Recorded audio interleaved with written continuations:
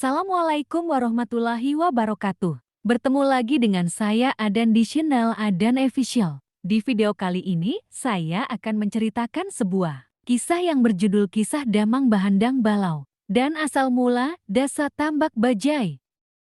Pada zaman dahulu, di suatu tempat di tepi sungai Mangkatip, hiduplah beberapa kepala keluarga yang berpenduduk kurang lebih 100 jiwa yang dipimpin oleh seorang mandraguna yang berilmu tinggi bernama Damang Bahandang Balau. Dia adalah seorang damang yang memiliki rambut merah sejak lahir, itulah sebabnya dia dikenal sebagai Damang Bahandang Balau atau damang berambut merah. Mereka yang tinggal di tepi sungai Mangkatip ini sebenarnya masih kerabat atau keturunan betang Sungai Pasah yang berdiri sejak tahun 1806.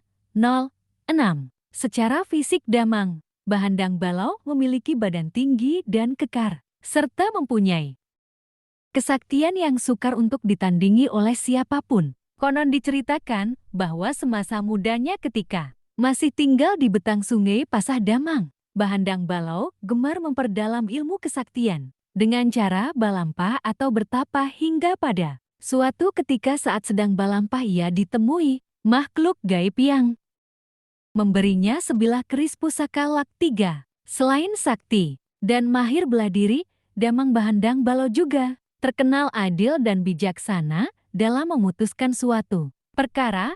Oleh karena itu, beliau sering dipanggil untuk diminta bantuannya ke daerah lain untuk menangani masalah serta persoalan yang tidak dapat diselesaikan oleh kepala kampung atau damang lainnya. Damang Bahandang Balau memiliki seorang adik perempuan, seorang gadis yang berparas cantik, bernama Bawi Nyai. Sebagaimana adat dan tradisi suku Dayak Ngaju pada masa itu, Bawi Nyai juga menjalani ku atau pingitan sehingga tidak diperkenankan untuk keluar rumah dan harus tinggal di kamar khusus yang disebut kamar ku.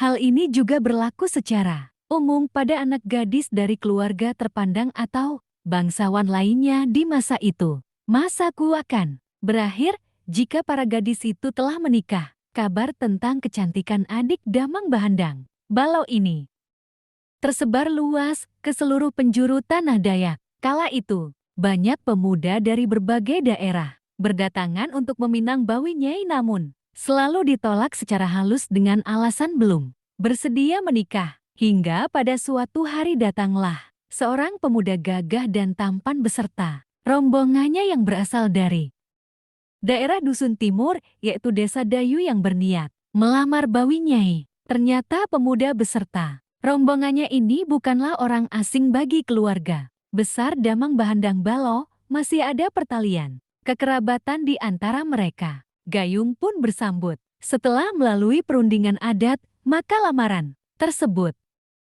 diterima. Pesta perkawinan diputuskan akan dilangsungkan 1 bulan ke depan dengan suatu pesta besar selama 7 hari, 7 malam. Setelah permufakatan tentang perkawinan selesai, rombongan pemuda dari Desa Dayu tadi kembali ke desanya untuk mempersiapkan jalan hadat yang harus dipenuhi serta segala sesuatu yang diperlukan penyelenggaraan pesta perkawinan nanti. Begitu juga Damang Bahandang Balau bersama warga desanya pun bergotong royong mempersiapkan segala sesuatunya untuk keperluan pesta. Kabar akan diselenggarakannya pesta perkawinan pun disebarluaskan ke desa-desa sekitar agar menghadiri pesta tersebut. 1 bulan kemudian, demikianlah sejak saat itu aktivitas warga desa pun meningkat. Terlihat kesibukan di sana-sini dalam suasana bergembira karena akan menyambut pesta perkawinan adik kesayangan pemimpin yang mereka cintai.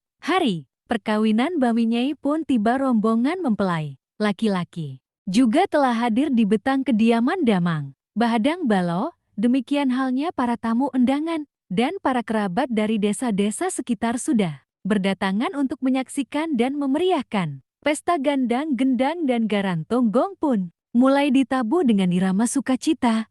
Suasana menjadi ramai dan riang gembira. Berbagai macam jenis hiburan seperti balian karunya, sansana, kandan, karungot, tomet leot, dego, deder, parung, selesai, Kanjan ditampilkan bagi tamu undangan yang sebagian besar adalah keluarga besar Damang Bahandang Balo yang berasal dari berbagai daerah aliran sungai di Kalimantan. Semua datang untuk menghadiri pesta adat perkawinan terbesar untuk adik Damang Bahandang Balo yang merupakan perpaduan dua adat, yaitu secara adat Dayak Ngaju dan adat Dayak Maanyan. Puncak ritual perkawinan tersebut adalah upacara hasaki, yaitu kedua mempelai duduk bersanding pada sebuah garantung atau gong besar, kemudian keduanya diolesi dengan darah binatang. Upacara ini dilakukan pada hari yang kedua. Pada prosesi ini, bawinya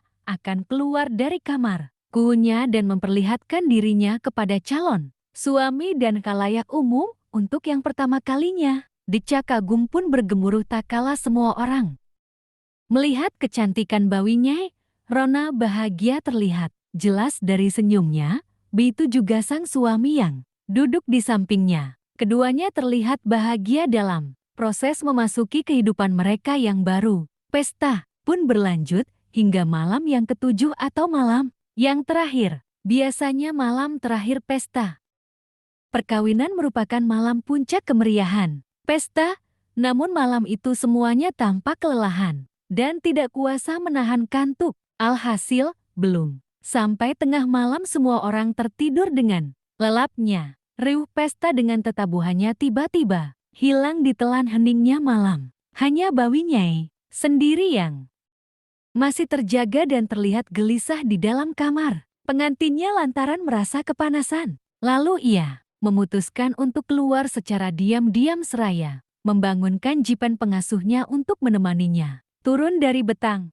Malam itu, bulan bersinar sangat terang di permukaan sungai, memantulkan kerlap-kerlip cahaya keemasan yang menarik perhatian bawinya. Lalu timbul niat untuk turun ke sungai, hanya untuk membasahi wajah dan tubuhnya yang semakin panas. Maka ditemani jip pengasuh, dia turun ke sungai di depan rumah mereka. Namun sial bagi bawinya, sesampainya di sungai, dalam sekejap, tubuh bawinya dicengkeram dan diseret seekor buaya besar, lalu menghilang ke sungai tanpa sempat berteriak minta tolong. Melihat kejadian itu, jipen pengasuhnya berteriak minta tolong sambil berlari menuju betang untuk membangunkan semua orang yang sedang tertidur dan memberitahukan kepada Damang Bahandang Balo dan semua orang di dalam betang tentang apa yang telah terjadi pada bawinya. Mendengar hal itu, seketika Damang Bahandang Balo berdiri lalu mencabut keris pusakanya sembari berkata, "Kalian semua tunggu di sini, biar aku yang pergi menyelamatkan adikku bawinya. Jika dalam waktu 3 hari aku tidak kembali, maka itu artinya aku gagal dan telah tewas di dasar sungai sana," kata Damang Bahandang Balo kepada semua orang. Setelah berpesan demikian, Damang Bahandang Balo lalu melompat dan terjun ke dalam sungai, meninggalkan semua orang yang tertegun dan takjub melihat aksinya. Setelah sampai di dasar sungai, Damang Bahandang Balo pun berpindah alam secara gaib dan merasa sedang berjalan di tengah kampung yang ramai dan orang-orang terlihat sedang sibuk mempersiapkan suatu pesta. Lalu Damang Bahandang Balo menghampiri seseorang yang agak tua sembari bertanya apakah yang sedang dilakukan oleh warga di sini. Orang yang ditanya itu pun menjawab, "Kami sedang mempersiapkan pesta perkawinan raja kami dengan seorang puteri bernama Bawinyai, adik dari Damang Bahandang Balo dari negeri para manusia di atas sana." Mendengar hal itu, Damang Bahandang Balo pun marah lalu mengamuk, membunuh siapa saja yang dijumpai di sepanjang jalan kampung itu. Warga pun panik, banyak yang berusaha melawan, namun sia-sia saja dan akhirnya tewas di ujung keris Damang Bahandang Balo. Mendengar kejadian itu, raja di kampung itu pun keluar menemui Damang Bahandang Balo sambil bertanya, "Ada apa gerangan yang membuatmu marah dan membunuh rakyatku?" Damang pun menjawab dengan marah, "Aku Damang Bahandang Balo dari negeri di atas sana. Kembalikan adikku bawinya, atau kalian semua aku bunuh." Raja Kemudian berkata, rakyatku tidak bersalah, berhentilah membunuh mereka. Karena aku sendirilah yang menjemput Bawi. Nyai, dia ada di dalam istanaku, dalam keadaan baik saja. Lalu raja berkata lagi, aku akan mengembalikan adikmu. Aku mengakui kesalahanku. Tapi ada satu hal yang perlu Anda ketahui tentang perjanjian antara Raja Manusia dan Raja Buaya dahulu. Kala yang dilanggar oleh saudaramu Bawi Nyai, Damang. Bahandang Balau pun penasaran dan bertanya, apa isi perjanjiannya? Kemudian Raja menceritakan isi perjanjian antara Raja Manusia dan Raja Buaya. Manusia tidak diperbolehkan mandi di sungai saat matahari tepat di atas kepala. Karena pada saat seperti itu bayangan manusia tidak ada. Pengantin baru tidak diperbolehkan mandi di sungai atau melakukan perjalanan menyusuri sungai, karena bagi para buaya, aroma tubuh pengantin baru berbau harum dan mengundang hasrat buaya untuk datang mendekat. Manusia juga tidak diperbolehkan membunuh buaya. Jika tidak ada kesalahan buaya tersebut, buaya tidak diperbolehkan berjemur di jalur yang biasa dilalui manusia. Buaya tidak diperbolehkan sembarangan membunuh manusia. Hanya manusia yang memiliki parasat tanda tertentu di bagian tubuh yang boleh diserang dan dibunuh. Untuk itu bagi manusia yang memiliki tanda parasat bajai, wajib untuk membuangnya dengan ritual tertentu. Buaya tidak diperbolehkan mengganggu jaring, pukat, jala atau perangkap ikan lainnya, serta tidak boleh menggigit umpan pancing milik manusia. Bawi Nyai telah melanggar hal itu. Sebagai pengantin baru, ia seharusnya tidak boleh berada di dekat sungai sampai masa pali atau pantangan pengantinnya berakhir. Lanjut raja itu menambahkan, setelah mendengarkan penjelasan raja para buaya itu, Damang Bahandang Balo yang tadinya ganas dan beringas menundukkan kepalanya dengan penuh rasa penyesalan lalu meminta maaf kepada Raja Buaya. Keduanya saling meminta maaf dan berjanji untuk menjadi sahabat walau berbeda alam. Damang Bahandang Balo juga berjanji akan menguburkan secara layak mayat-mayat warga yang dibunuhnya tadi. Kemudian mereka pamit untuk pulang kembali ke alam manusia. Setibanya di pinggir sungai, warga kampung bersuka cita menyambut keduanya yang pulang dalam keadaan selamat. Dengan perasaan lega, warga dan kerabat yang tadinya cemas kembali beristirahat ke rumah masing-masing. Ketika pagi tiba dan hari mulai terang, tampaklah ratusan mayat buaya mengapung di tengah sungai. Satu per satu Damang Bahandang Balo dibantu warganya mengumpulkan mayat-mayat itu, lalu membuat satu lubang besar di sebuah lokasi yang tidak jauh dari kampung. Kemudian menguburkan mayat-mayat buaya tersebut dalam satu lubang. Lokasi itu kemudian disebut Tambak Bajai atau kuburan buaya. Beberapa tahun setelah peristiwa itu, ada warga yang membangun rumah di dekat kuburan buaya tersebut. Lambat laun, lokasi itu menjadi pemukiman yang ramai dan orang pun menyebut pemukiman baru itu dengan sebutan kampung atau desa Tambak Bajai. Demikianlah kisah Damang Bahandang Balo dan asal mula desa Tambak Bajai.